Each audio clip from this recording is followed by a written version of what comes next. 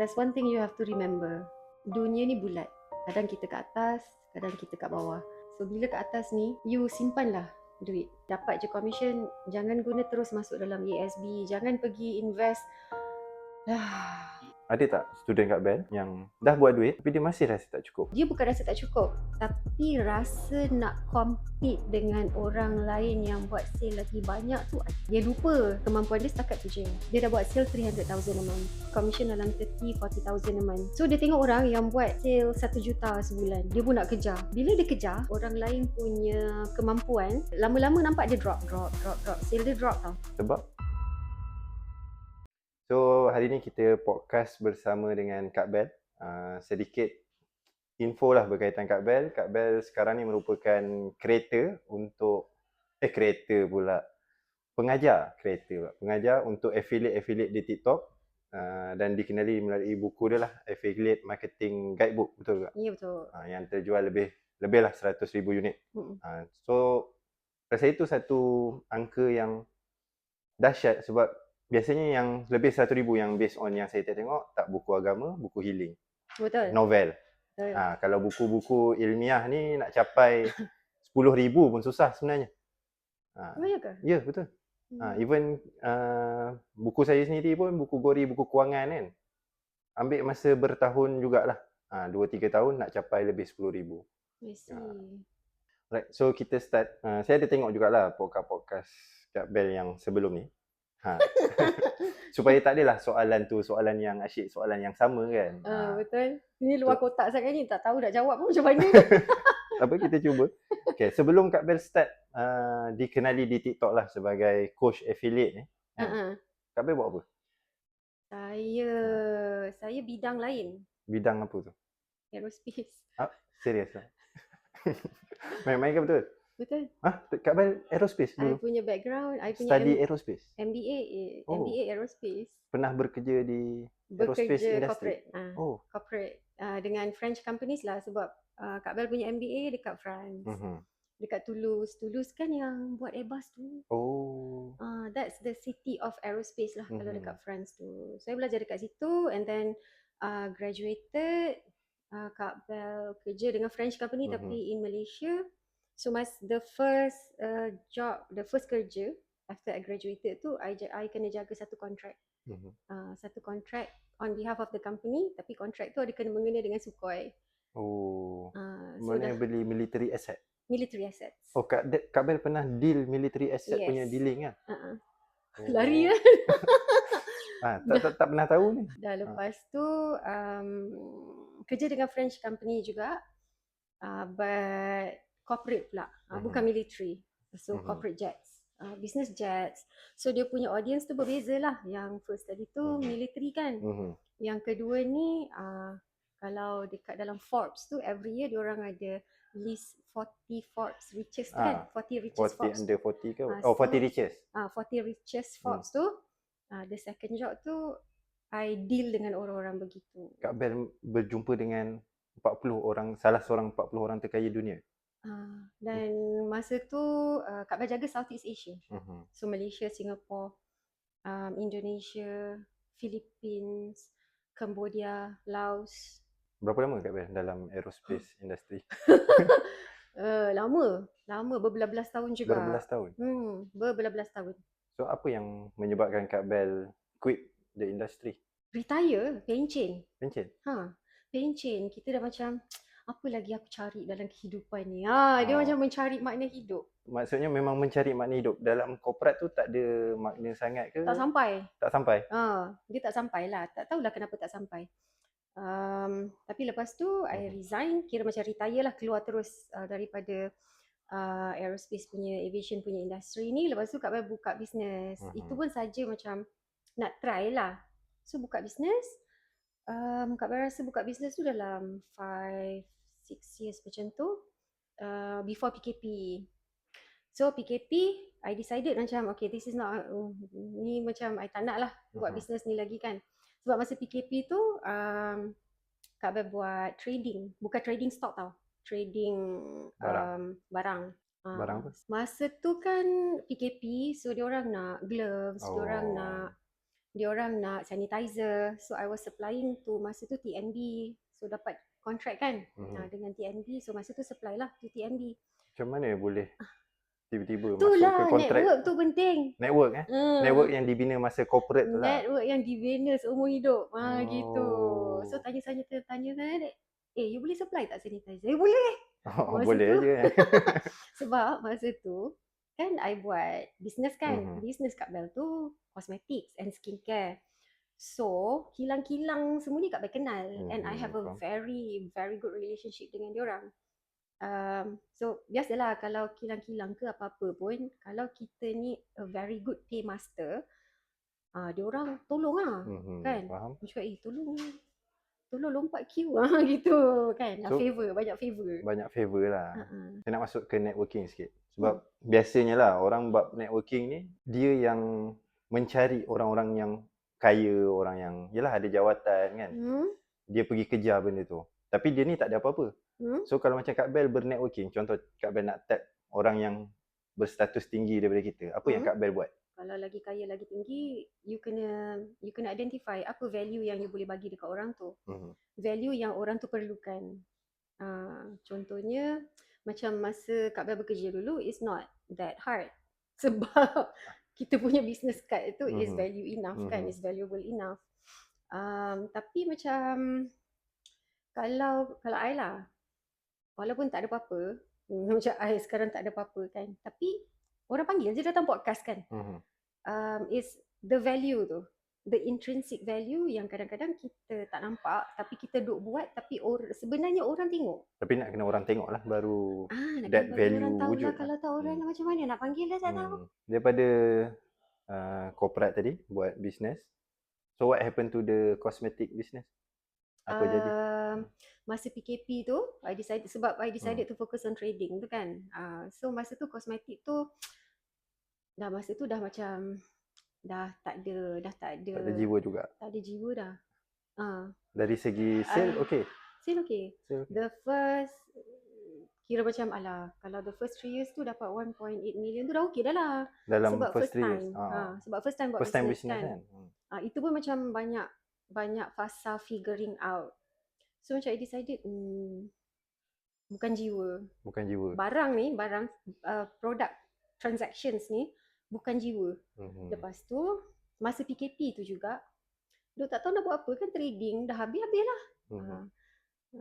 Nganga buat apa Lepas tu tanya my friends, nak buat apa ni? Apa kata kau mengajar? Dia kata, susah pula. Sebab kalau kau mengajar, kalau kau ajar aku, benda susah pun kau boleh translatekan benda tu sampai aku faham. Aku ni dah lah benak. Dia kata. So keliling-keliling ni semua business owners lah kan. Aku dia lah susah nak faham. So, kau boleh translatekan benda tu yang aku rasa macam susah gila, jadi benda tu macam senang aku nak faham, senang aku nak buat. Why don't you try? Start daripada tu lah macam figure out. Tapi mula-mula macam rasa macam tak sanggup juga. Apa benda first yang Kak Bel ajar? IG, Instagram. Maksudnya, social media lah, content. Oh. Memang I start mengajar pun content, tapi masa tu belum masuk TikTok lagi. Mengajar Instagram, tapi Kak Bel ada account TikTok. Just macam apa yang I post dekat Instagram tu, I post juga dekat TikTok. Tapi I belum start mengajar TikTok lagi. Kiranya masa first tu, at first just mengajar kawan-kawan. Siapa-siapa je suka-suka macam tu je kan. Modul pun tak tahu apa benda modul tu modul tu apa. So macam mana boleh daripada tu masuk ke TikTok pula? Masa tu I masuk TikTok, content I banyak educational, tapi content educational masa tu back in 2018-2019 tak boleh fly dekat TikTok. Langsung tak boleh fly. Itu zaman konten lah. Itu zaman gelek. Zaman gelek. I sikit lagi. I cakap kalau tu gelek ni tapi duk fikir digital footprint tu kan. Sampai bila-bila tak hilang kan. Itulah pasal. Duk fikir digital. Kalau ni kan, kalau orang nampak ni mati aku kan. So duk buat tu je lah. Tak apalah. Masa tu I sendiri pun tak tahu sangat direction nak ajar apa. Tapi masa dekat IG tu I dah start mengajar macam mana nak buat konten dekat story. So basically bila I masuk TikTok, I bawa my gang, my whole followers tu pergi ke TikTok juga. Followers dari Instagram? Sebab dia kata, Kak Bel, kat mana-mana Kak Bel pergi, kita orang ikut. Oh. Kata. So diorang pun ikut pergi TikTok. Ni Walabel lah. Ni Walabel. Betul. So sekarang ni nak lagi ramai Nak Walabel. meramaikan Walabel. Jadi after a while sebab duk buat content education ni, lepas tu TikTok pula approach. Oh, TikTok approach? TikTok approach, TikTok HQ. Masa tu diorang baru buat satu department baru tak silap, TikTok Guru punya department. Division lah. So dia invite, nak tak? Jadi join. Aku kena buat apa? Aku ni dalam bukannya cerdik sangat kan. Kata alah tak apa. Cakap kita orang nak kumpulkan educators. Mana-mana siapa-siapa yang buat konten-konten education, konten-konten selain daripada entertainment. So kita orang nak kumpul so that we can reward you. So masa tu macam reward apa dia bagi? Reward Kalau tu boleh cerita sikit. kalau kita dia ada bagi macam task lah. So kalau kita buat task tu nanti dia bagi cash. Oh, dia bagi cash masa tu lah. Masa tu. Sekarang ada lagi? Dah dibubarkan tahun 2023 kot. Oh, time tu kiranya TikTok punya misi nak memandaikan orang-orang TikTok Dia lah. misi nak memandaikan ummah tu di TikTok sebab I think at that point of time they are transitioning from entertainment punya konsep to business, to TikTok shop. So in order to do that, ni I rasa masa zaman TikTok shop baru masuk kan dia TikTok je masuk dulu kan. So bila I tengok dia punya strategi, macam sekarang baru I nampak lah macam faham kan. So entertainment, gelek-gelek, lepas tu education, business education apa semua tu, masuk TikTok shop. Lepas tu masuk affiliate. Masa tu masuk program TikTok shop tu berapa lama tak? Yang TikTok Guru tu? TikTok Guru. TikTok Guru. TikTok shop few lah. Years jugalah. Few years juga. Few years juga. We were under TikTok Guru tu punya support. So views apa semua memang dia orang support lah. Oh, dia support in term of view juga. Ada sedikit boosting sebab masa lah. Masa tu kan kalau tak gelek tak jalan. Nak melawan takkanlah agenda kita gelek nak ni macam kan. sambil macam Assalamualaikum, hari ni I nak ajar pasal ni gelek-gelek. Jadi pelik pula. Macam pelik lah pula kan. Ada tak student kat BEL yang dah buat duit tapi dia masih rasa tak cukup? Yang kat BEL sini banyak juga ni. Yang kat BEL nampak lah. Dia bukan rasa tak cukup. Dia rasa tak cukup tu I rasa tak ada. Tapi rasa nak compete dengan orang lain yang buat sale lagi banyak tu ada. Is it a good thing ke ataupun bad thing? Rasa nak compete tu? Kenapa nak buat macam tu? Tak penat ke? Tak penat ke mengejar orang lain punya kemampuan? Macam tu. Oh, okay. Maksudnya dia bila dia compete dengan orang lain tapi dia tak tahu orang lain punya full situation macam mana. Betul? Orang tu punya strength dia tak tahu. Orang tu punya experience dia tak tahu. Orang tu punya skill pun dia tak tahu. So, ni memang kebanyakan affiliate ada masalah ni lah. Cemburu dengan pencapaian orang cemburu lain. Ke, rasa pressure ke, rasa macam tercabar ke. Kalau nak kata cemburu tu it's not fair juga. But I rasa macam dia lebih rasa tercabar. Kalau dia boleh buat, aku pun boleh buat. But dia lupa kemampuan dia setakat tu je. Kata macam contoh kan, dia dah buat sale 300,000 a month. So 300,000 a month, commission dalam 30-40,000 a month. Paling tinggi pun 60,000 lah a month, per month So dia tengok orang yang buat sale 1 juta sebulan. Dia pun nak kejar. Bila dia kejar, orang lain punya kemampuan, dia lama-lama nampak dia drop. Sale dia drop tau. Ni orang yang tengah kejar tu? Orang yang tengah kejar ni. Oh, dia nak kejar? Dia nak kejar. Tapi makin drop? Tapi dia makin drop. Sebab? Bila you kejar something, that's what I said. Bila you kejar something yang di luar kemampuan you, kan, you memang tak boleh capai. Lepas tu last you akan rasa macam kenapa tak boleh, kenapa ni, kenapa tu, kenapa ni. In fact, diorang ni dah start fokus on benda yang sebenarnya tak necessary pun. Bila diorang fokus within diorang punya kemampuan, actually diorang boleh buat lebih daripada apa yang diorang sangka diorang boleh buat. Faham tak? Because before this mungkin diorang pernah buat macam RM20,000 and diorang pun macam wow, aku tak rasa lah, tak sangka aku boleh buat RM20,000. Tapi itulah macam nak kena besarkan skop tapi kecilkan skop. Macam mana nak cakap Mungkin saya try teka Kabel bagi tahu lah betul ke tak betul. Contoh lah saya buat jual buku lah contoh kan. Saya jual buku mungkin bolehlah dapat RM10,000 ni contoh. And then saya tengok ada orang lain dia jual barang komputer Kan? Tapi barang komputer saya tak tahu apa. Tapi sebab saya nak kerja sale, saya pergi buat benda komputer juga. Dan benda tu yang menjatuhkan saya. Betul ke? Betul. Betul Exactly. Dan benda tu ada beberapa kes lah yang Kak Bel tengok terjadi. Maknanya dia lupa apa yang dia power tu. Dia Dia tak kejar asah lagi benda yang benda dia tak tu power. because it's like pisau pun. Kalau kita duk asah kan lama-lama dia tajam. Instead of kita pergi asah benda lain yang kita langsung tak tahu macam mana kita nak start, nak asah. Maybe kena guna tools lain.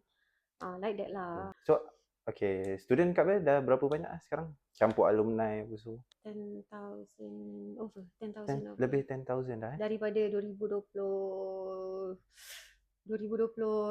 Lagi banyak daripada sesetengah kolej swasta saya rasa. Hello college. Sales ke? Kalau mau collab boleh? So, daripada 10,000 ni, Kak Bel dah tengok macam-macam perangai lah, betul? Macam-macam pattern. So, apa yang membezakan affiliate yang berjaya dan yang tak berjaya lah? Educated lah. I rasa education. Education Education. Maksudnya? Sebab bila yang Kak Bel tanya, sekolah mana, belajar apa, kerja apa, tu yang Kak Bel cakap. Yang mana buat sale secara konsisten. Dia macam bukannya macam one hit wonders tau. Tak, dia macam konsisten. And they know what they're doing. And then diorang ni jenis yang disiplin. And then gigih. Ni budak-budak SBP. Yang top-top ni top consistently. Ya. Kalau tanya sekolah mana, SAAS. Sekolah mana, MRSM. Sekolah mana. Ni budak-budak SBP. I tak tahu diorang makan apa masa dekat sekolah dulu kan, dekat asrama. But diorang ni lah. Ada je orang yang bukan SBP. But majority sebab yang belajar dengan Kak Bel adalah orang-orang begitu. Dan macam mana? So, maksudnya education tu lah yang Kak Bel nampak membezakan affiliate yang consistently boleh produce result. Dia, can you imagine this one student of mine lah. Kak Bel pun macam segan nak kata she's my student sebab I'm sure dia pun belajar dengan orang lain juga apa semua kan. Tapi dia dah serah diri, kita terima je lah. Macam saya memang belajar dengan Kak Bel. Saya tak belajar dengan orang lain lah. Tak apalah boleh petik dia. So dia mengiktiraf sebagai orang Dia mengiktiraf Kak Bel sebagai cikgu dia and the only cikgu. Dan okey lah. Dia buat affiliate masa dia masih bekerja 9 to 5. Masa tu dia punya position, I think she works in finance department. Dia sekolah asrama penuh, MRSM tak silap. Dia sambil buat affiliate tu, sales dia masa tu dah cecah 6 figures per month. Boss dia offer dia naik pangkat. So dua benda tu dia buat perfect. Dua-dua maknanya dua-dua. Itu yang I nak my students capai sebenarnya. Janganlah macam contohnya you nak kejar yang ni tak dapat kan. So kalau boleh dua-dua tu benda boleh susun kan. When you have a good education, campak je lah dekat mana-mana. Campak je jadi pulau. So campak je jadi kerja bagus. Kalau buat affiliate pun bagus. Kalau buat business pun bagus. Business sebab ada orang cakap affiliate ni business kan. Kenapa Kak Bel kata affiliate bukan business? Affiliate ni business. Affiliate business? Business. Affiliate business. Maksudnya, kalau nak buat affiliate, nak berjaya jadi affiliate, you kena ada entrepreneur punya mindset. Business, entrepreneur, jadi different lah. Ada business yang tunggu grant. Nanti kau potong Grantopreneur. Ada yang entrepreneur. Entrepreneur ni dia cari duit sendiri. Dia jaga betul-betul cost dia. Dia macam betul-betul step by step macam tu. So apa nak jadi pun they will make it work. Tak adalah macam alah benda tak jadilah, aku nak balik kerja baliklah. Tu bukannya jiwa entrepreneur. Affiliate pun kalau dia punya approach tu sama macam entrepreneur, the results will be excellent. Apa yang menjadikan affiliate tu bukan entrepreneur? Affiliate is entrepreneur tapi not necessarily business. Faham tak? Sebab kalau affiliate ni, kalau you buat you dapat. Minus keluarkan duit modal tu.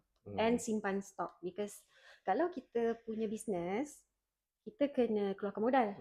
Kita keluarkan modal, kita simpan stok, kita lah buat marketing, kita lah yang menjual, kita lah yang pack barang, kita lah yang ni.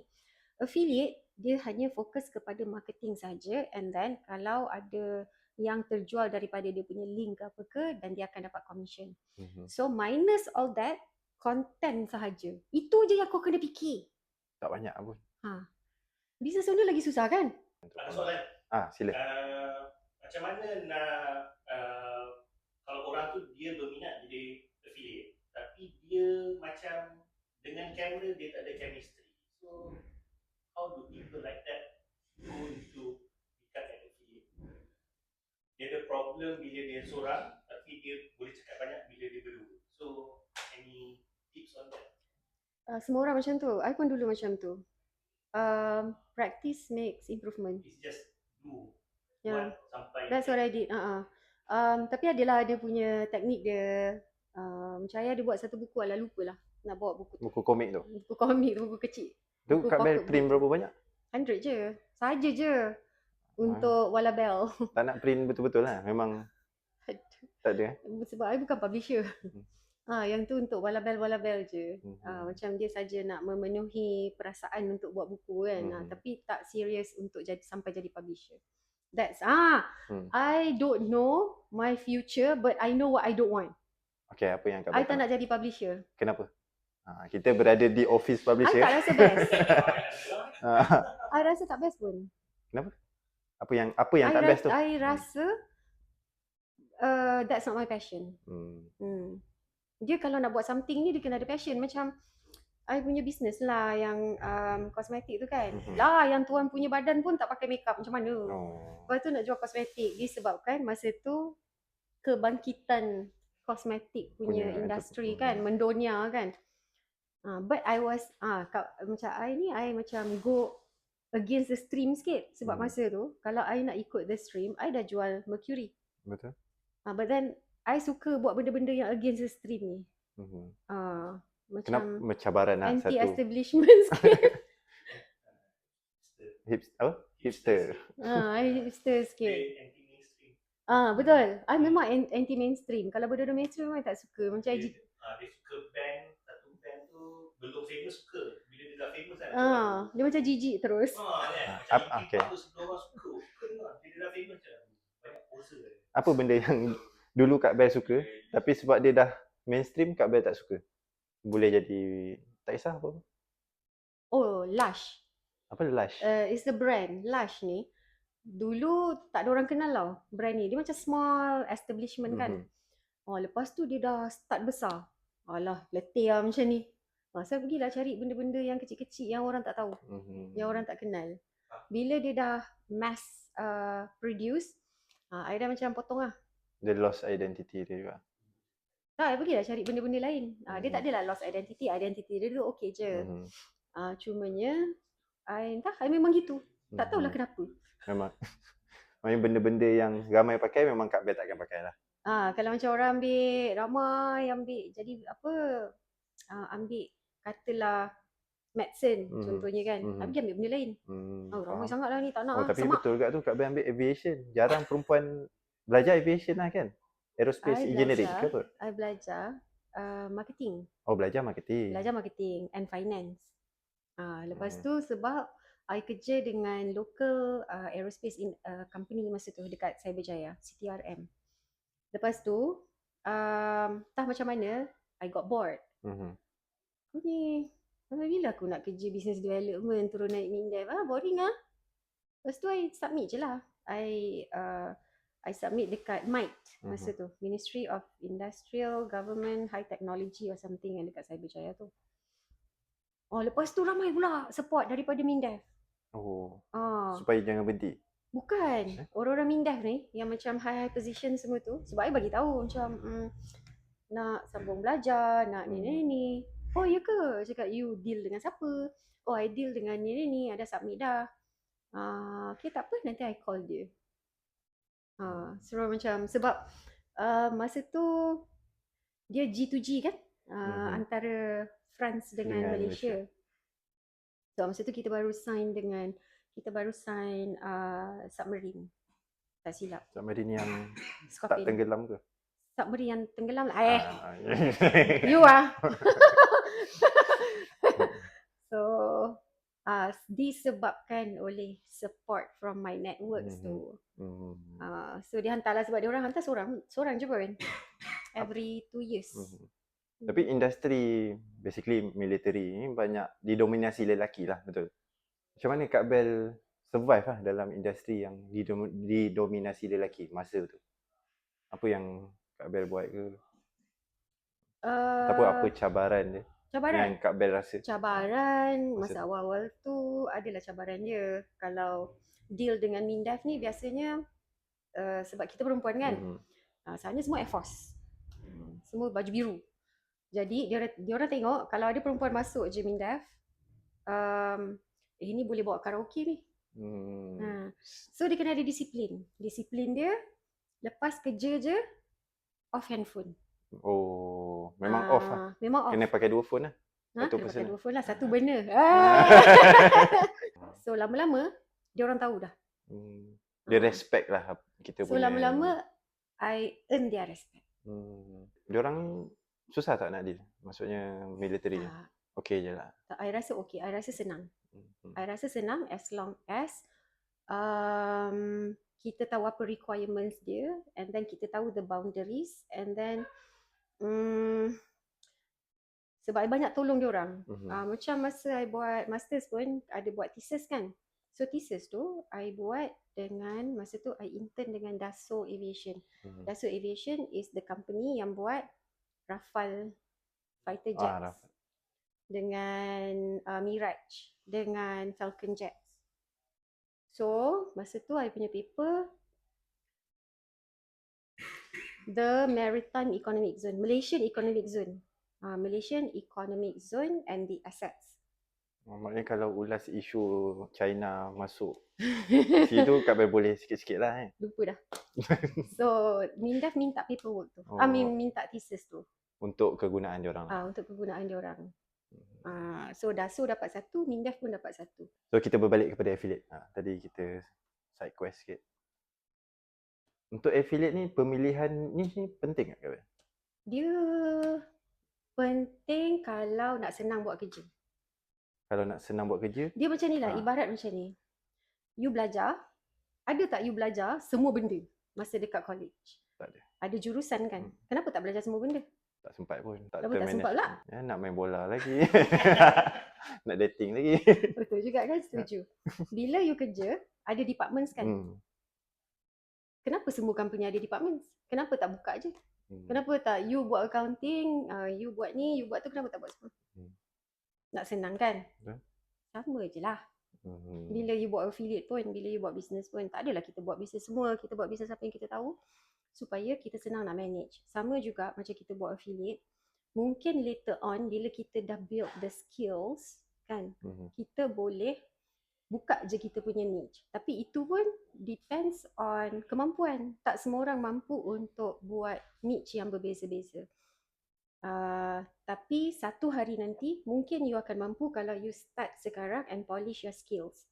Dan polishing skills buat content yang nak kata UGC pun bukan UGC, because kalau UGC is like very straightforward iklan kan. Betul. So ini you nak convincekan orang untuk percaya apa you cakap so that diorang beli daripada you. Maksudnya That's a totally different thing, you know. Bukan produk tu sangat.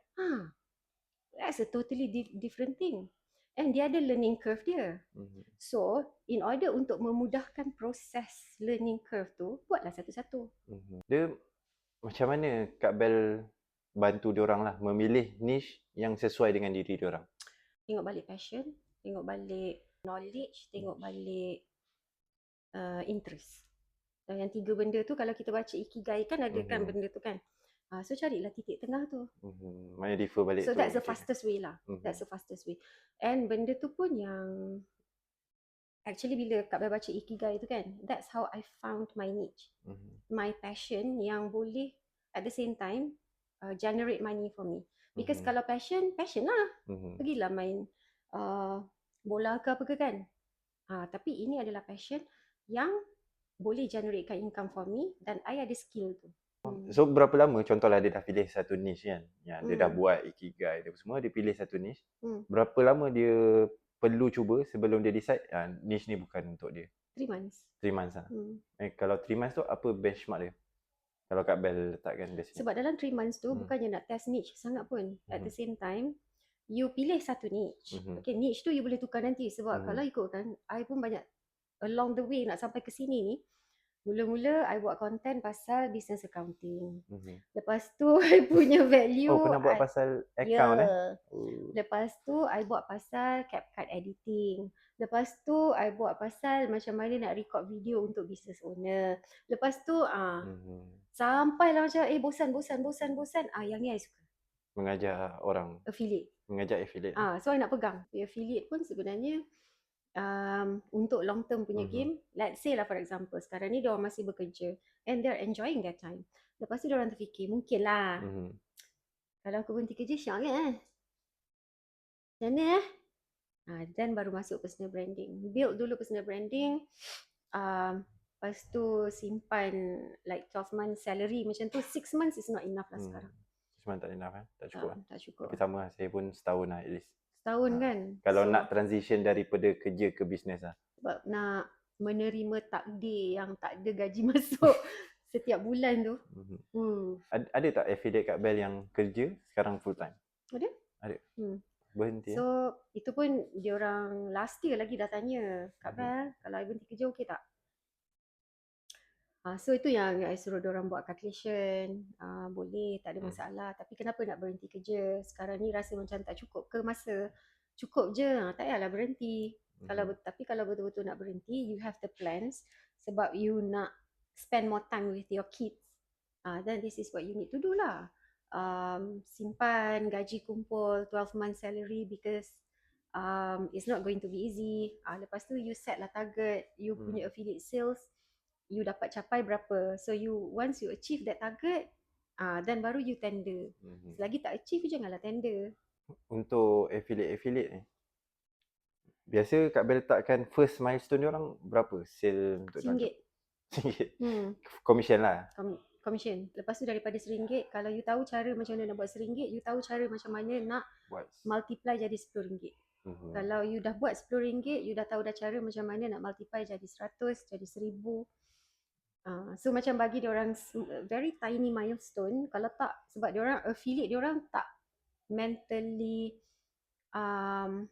equipped macam business owner.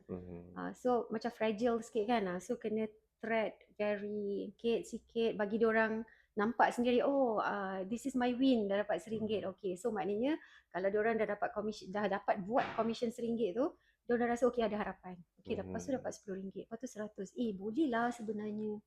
Not bad lah because content is not easy. Ya, betul. Saya rasa sekarang jauh lah lagi mencabar daripada 2-3 tahun lepas. Sebab yelah player pun dah makin ramai kan. Tapi yang dah lama buat affiliate ni, they have a very expensive skill which is yang boleh how to say fill up creator economy punya ni. Diorang boleh buat affiliate dekat Amazon, diorang boleh buat affiliate dekat Shopee, diorang boleh buat bisnes sendiri. Sebab diorang dah tahu macam mana nak buat content marketing. Itu yang susah. Itu yang susah dan itu yang paling mahal dan itu yang sebenarnya paling ambil masa. So untuk affiliate-affiliate yang berjaya ni lah kan, biasanya Kak Bel tengok sehari tu ataupun seminggu tu berapa banyak masa dia spend untuk projek affiliate? Okay, dalam seminggu tu maybe 3-4 jam je. Seminggu 3-4 jam? 3-4 jam je.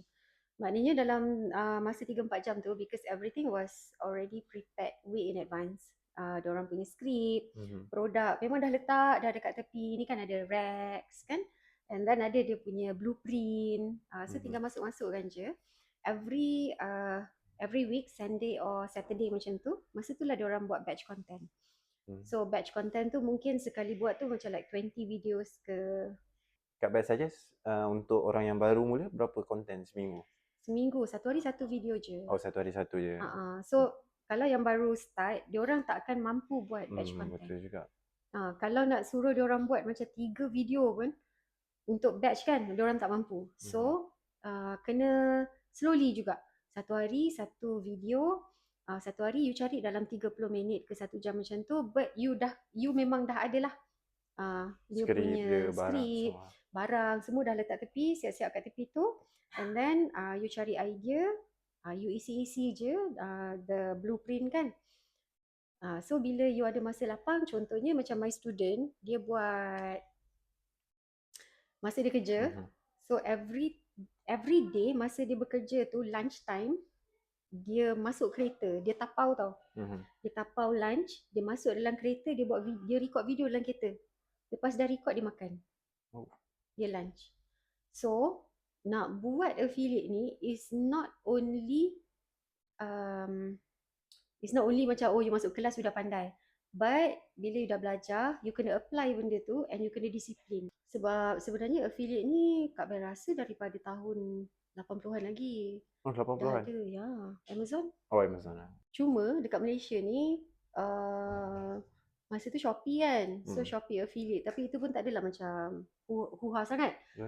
Orang tahu macam, yang tahu hanya either marketer tahu pasal Shopee affiliate, influencer tahu kewujudan Shopee affiliate, but common people macam Marhain, macam kita ni tak tahu affiliate tu. Bila TikTok introduce affiliate punya program di TikTok, masa tu lah jadi Kak Bai rasa lepas affiliate tak ada apa lagi lah, sebab the first affiliate ni dia agent Kak Bai tak tahulah bila diorang dah start. Tapi agent ni mungkin lah lagi lama, sebab yang jual-jual kereta dekat US apa semua tu kan diorang ada agent apa semua. But this affiliate ni pun kira business model yang lama dah. Tak tahulah apa lagi yang lebih stable daripada affiliate nanti kan. Interested juga nak tahu. But at the end of the day, dia tak kisah sebenarnya. Kalau you jadi agent tapi you pandai buat content, you menang. Kalau you stockist tapi content you power, you menang. Kalau you affiliate, you pandai buat content, you menang. Business owner pandai buat content, macam ni, tak payah outsource, dia seorang je. Content tu kita boleh jadikan sebagai jambatan untuk sampaikan message kita, untuk beritahu kenapa, bukannya kenapa harga kita macam ni. Memang kita bagi value lah.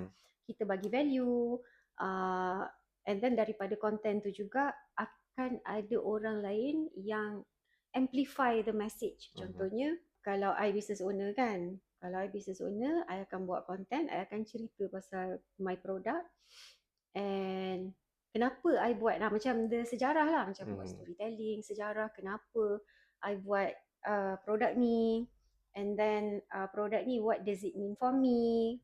Lepas tu nanti akan ada orang yang amplifykan I punya message tu. So kalau main game content ni tak payah, dia kalau game, dia ada macam-macam game kan. Ada game harga, ada game volume, ada game content. Ikutlah mana satu yang you nak masuk. Ada game quality, ada game quantity. Saya rasa banyak juga business owner yang tak sedar dia orang main game apa sebenarnya. Sebab probably they have the impression yang masuk TikTok. Sekarang tengah hype TikTok. Senang kalau content viral nak viral. Ada hari tu I nampak dia baru je macam ni, satu malam dah habis. So bila dia orang dengar benda macam tu, siapa je yang tak berkobar-kobar kan. But they don't know the whole story. The marketing plan yang probably orang tu dah buat 3-4 months in advance. Macam Khairul Amin, kita tahu, iyalah, dia adalah marketing strategi dia. Tapi kalau orang yang tak tahu, dia akan nampak Khairul Amin buat live, dapat jual berapa sale dia, 1.2 juta dalam masa 2 minit. Dia nampak tu je. Dia nampak yang 2 minit tu je. Dia nak 2 minit. Dia nampak 2 minit je. Yang setahun punya tu dia tak nampak. Dia ada gambaran yang salah. Kalau Kak Bel dulu macam tu kan, nampak buat sambal lah. Senang terkinja-kinja. Senang terkinja-kinja kan, rupa-rupa dunia katanya.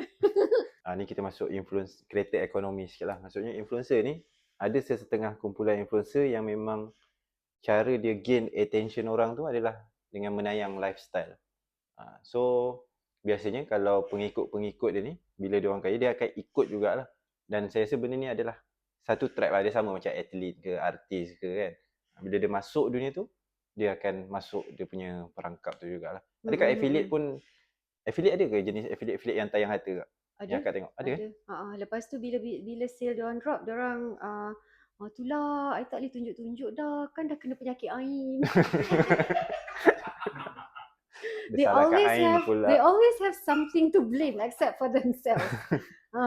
Itulah, tak boleh tunjuk-tunjuk dah. Sel banyak nanti kena penyakit Ain. Tengok I dah kena dah. Korang janganlah tunjuk-tunjuk. Tengok sekarang sel I dah drop. Siapa yang sale dia orang dah banyak, I just bagi tahulah. I cakap, there's one thing you have to remember. Dunia ni bulat. Kadang kita kat atas, kadang kita kat bawah. Bila kita kat bawah, kita akan naik atas, insyaAllah. Tapi bila kita dekat atas, satu hari nanti kita pun akan kat bawah juga. So bila kat atas ni, you simpanlah duit. Build your cash reserve, build your simpanan, dapat je commission, jangan guna terus masuk dalam ASB, jangan pergi invest Emas.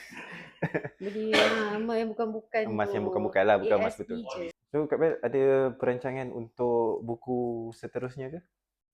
Mungkin tak ada. Kalau untuk buku, the next books yang print sikit-sikit tu je lah. Yang mass print dah tak ada. Mass print tak ada dah. So contohlah ada satu affiliate ni, dia fokus lah satu niche. And then tiba-tiba dia buat macam-macam niche. Adakah benda tu boleh menjadi diluted kepada dia dan efek sale dia juga? Ya.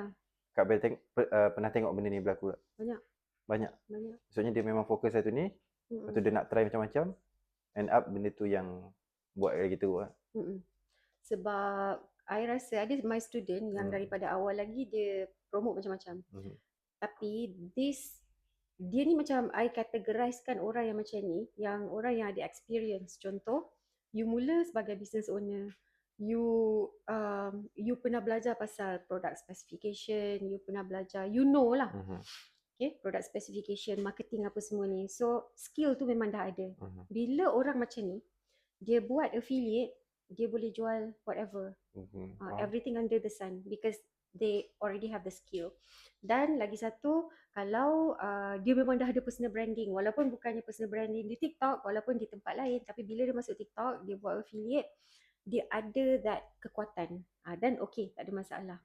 But untuk affiliate yang baru-baru nak berjinak dengan semua benda, maksudnya the concept of affiliate itself, the concept of creating content creation, the concept of mempromote produk, nak kenal produk tu, apa kelebihan dia, because bila kita bila kita as consumer ni, kita tak fikir pun. Dia macam one way, satu hala kan. Tapi bila kita start mempromote ni, kita kena ada dua hala punya thinking. Kita membeli dan sambil membeli kita fikir, aku beli ni sebab apa? Service seller ni macam mana? Dah sampai, barang ni okey ke tak? Bubble wrap dia okey ke tak? So there are so many things yang kena belajar lah. Bukannya kena belajar buat dulu, kena belajar fikir. Belajar fikir, identify apa benda yang you kena aware. Sebab bila kita consumer, kita tak aware pun. Betul, kita beli je. Kita beli je. Tengok Kenapa aku beli? review sikit. Tahu-tahu dah sampai rumah. Bila aku beli ni? Kalau wife saya lagi saya geram. Hari tu saya balik kampung 3 hari. Balik je rumah, penuh depan pintu. Terdapat hadiah. Lepas tu setiap bulan, mana duit pergi? Benda sama ulang-ulang. Aduh. So dia nak kena kembangkan otak tu, ada orang dia cepat, ada orang dia lambat. Bergantung kepada environment orang tu. Okay. So balik pada jual kos tadi. Ada certain orang kata mengajar ni ataupun jual Elio ni senang. Betul ke? Jual Elio memang senang, tapi nak jual air Leo emas tu susah. Nak jual air Leo emas tu susah. So, apa yang susah dalam mengajar ni Kak? Apa cabaran paling nak menyusun lah. Nak menyusun, because macam I buat, I ajar. For me, benda tu senang. Tapi not necessarily senang for, and then orang ni pun, student ni pun ada banyak level. Ada yang betul-betul newbie, ada yang tahu sikit tapi tak tahu banyak sangat, ada yang dah tahu banyak tapi banyak lagi benda dia tak tahu. In order untuk satisfykan semua, tak ajar banyak sangat sampai dia orang overwhelm. Itu memang Tak apa, kena biar je. Tak apa, biar je. Continue je, tak apa. Okay.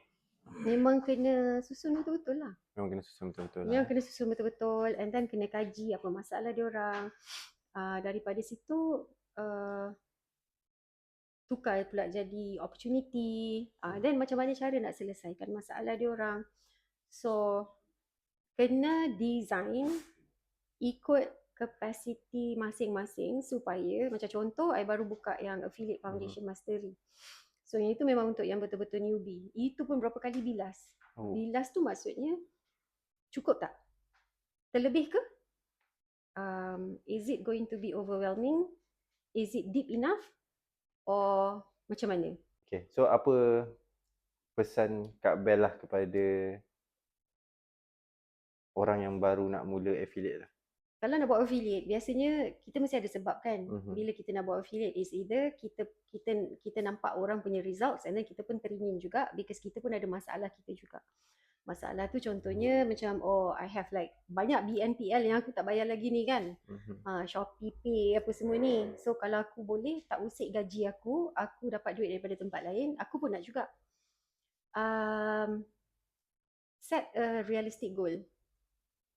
Itu je nasihat I. Set a realistic goal. Contohnya, okay, you nak buat income dengan affiliate. Affiliate ni you rasa macam lekeh-lekeh kan? Tak ada. Affiliate ni is business lah. Jadi you kena treat affiliate ni macam you nak buat business. Jangan pandang affiliate ni sebagai satu benda yang lekeh lah. Ramai ke yang anggap affiliate ni lekeh? Mungkin lah. Mungkin lah juga. Sebab I buat konten hari tu. Ramai yang menyambut. Konten apa? Ada dekat TikTok. Dia menyambut je? Views dia tinggi lah. Cakap, mungkin ada juga yang biasanya kira kalau dapat views macam tu ramai lah yang mungkin dia berpandangan sebegitu, tapi dia tengok je lah. Yang satu lagi tu sebelum ni dia berpandangan sebegitu, tapi bila dah start buat affiliate, lain affiliate ni rupanya. It's not like that. Betul. Sebenarnya pada saya apa-apa career pun kita yang buatkan benda tu lekeh tak lekeh lah sebenarnya. Okay. So thank you very much Kak Bel Sama-sama. for all the input. And tu je lah kot. Bye-bye. Bye.